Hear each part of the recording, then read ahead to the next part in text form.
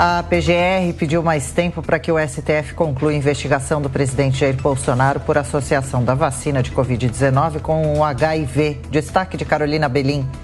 A Procuradoria-Geral da República se manifestou pela prorrogação por mais 60 dias da investigação contra o presidente Jair Bolsonaro por ter associado a vacinação anti-Covid com o risco de contrair o vírus HIV. A declaração foi durante uma transmissão pela internet em outubro do ano passado. Na ocasião, o presidente também relacionou o uso de máscaras com pneumonia bacteriana. Segundo a vice-procuradora Lindora Araújo, a prorrogação é necessária para que a Polícia Federal possa concluir algumas questões relevantes da investigação, como é o caso do depoimento de Bolsonaro à PF, que ainda não ocorreu. A Polícia Federal acredita que o presidente instigou comportamento displicente quanto às medidas sanitárias ao espalhar informações falsas. A manifestação da PGR já foi enviada ao ministro Alexandre de Moraes, relator do caso no STF. Pois é, sobre esse assunto eu queria escutar o comentário de Roberto Mota. Mota, aqui você atribui essa prorrogação e você entende que esse assunto possa crescer nas próximas semanas, inclusive prejudicando a campanha eleitoral de Jair Bolsonaro, ou você não aposta nisso? Não, eu aposto no efeito oposto, Daniel, porque a ficha está caindo para a maioria dos brasileiros sobre o que está acontecendo. A gente só pode ter uma reação de total incredulidade, porque o presidente está sendo acusado, está sendo investigado por ter lido uma matéria que saiu na grande imprensa brasileira.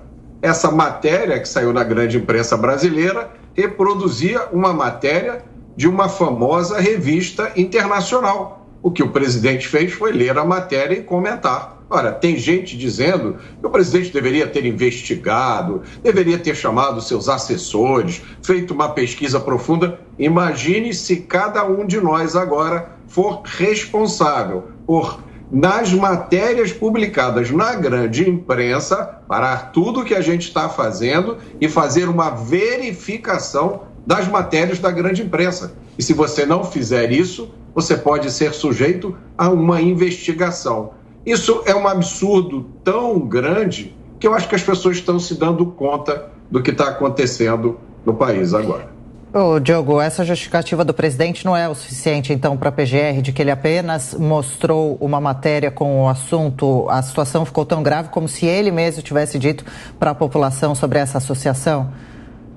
Acho que a questão, na verdade, é outra. Acho que a motivação da PGR é justamente não precisar dar uma decisão sobre arquivar ou não essa investigação nesse momento e, com isso, ganhar tempo para que não precise dar uma resposta, talvez antes do primeiro turno das eleições.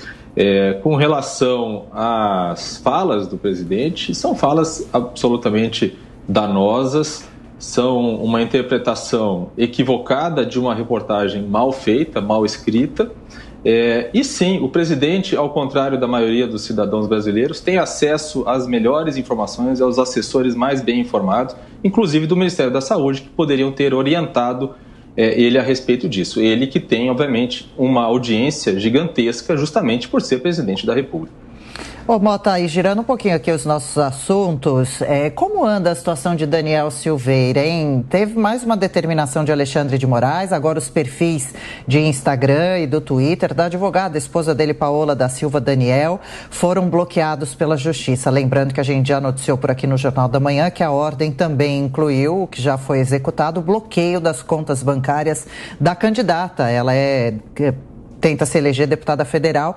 Essa determinação do STF por meio do Alexandre de Moraes seria porque Paola estaria ajudando o marido Daniel a burlar a ordem da corte. Como você está acompanhando tudo isso? Essa decisão é justa?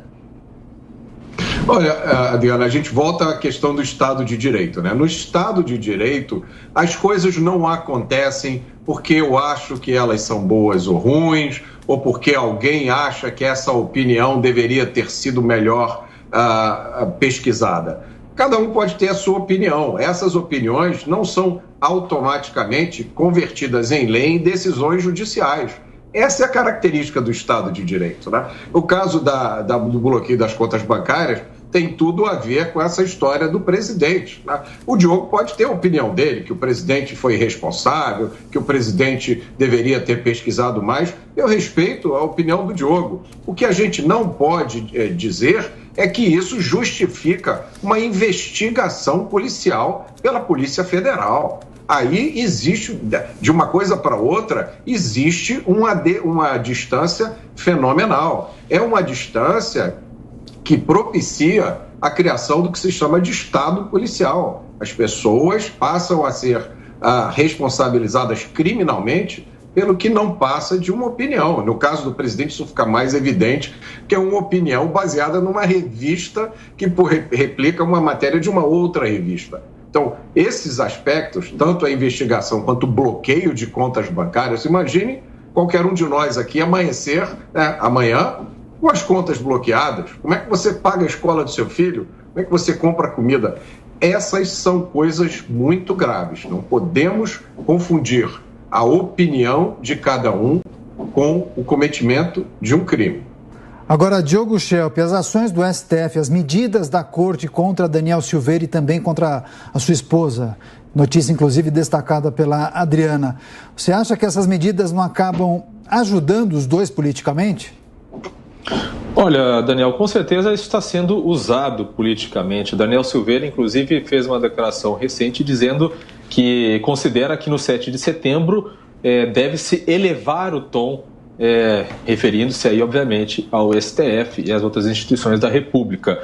O problema, e aí a minha crítica que eu faço ao STF nesse caso, é que ao demorar para tomar uma decisão, para julgar se o indulto presidencial vale, no caso de Daniel Silveira, não só para a pena, né, que foi aplicada a ele, mas também para as outras restrições, para as outras punições paralelas, como, por exemplo, a questão da inelegibilidade, o fato de há uma demora do STF em decidir sobre isso é que cria essa insegurança, essa incerteza, essa situação em que não se sabe se ele pode concorrer ou não, se ele vai poder usar o fundo eleitoral ou não, e assim por diante. Então, o que o STF fez? Ao demorar para tomar uma decisão a respeito disso, ao deixar isso para depois, acaba jogando no colo do TSE para tomar a decisão sobre a inelegibilidade dele.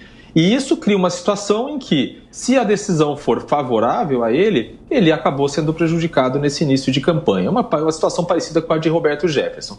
Então, fica aí tudo em suspenso, esperando uma decisão do TSE, sendo que o STF já poderia ter decidido isso antes. Mota? Olha, o que gera insegurança jurídica não é só a demora. O que gera insegurança jurídica são decisões tomadas ao arrepio da Constituição. Isso não sou eu que diz, são inúmeros juristas, inclusive há poucos dias aqui, o doutor Ives Gandra Martins. Eu sou apenas um engenheiro que lê a Constituição e não encontra no que eu leio amparo para o que está acontecendo aqui. Repito, são desvios muito graves daquilo que a gente chama de Estado de Direito.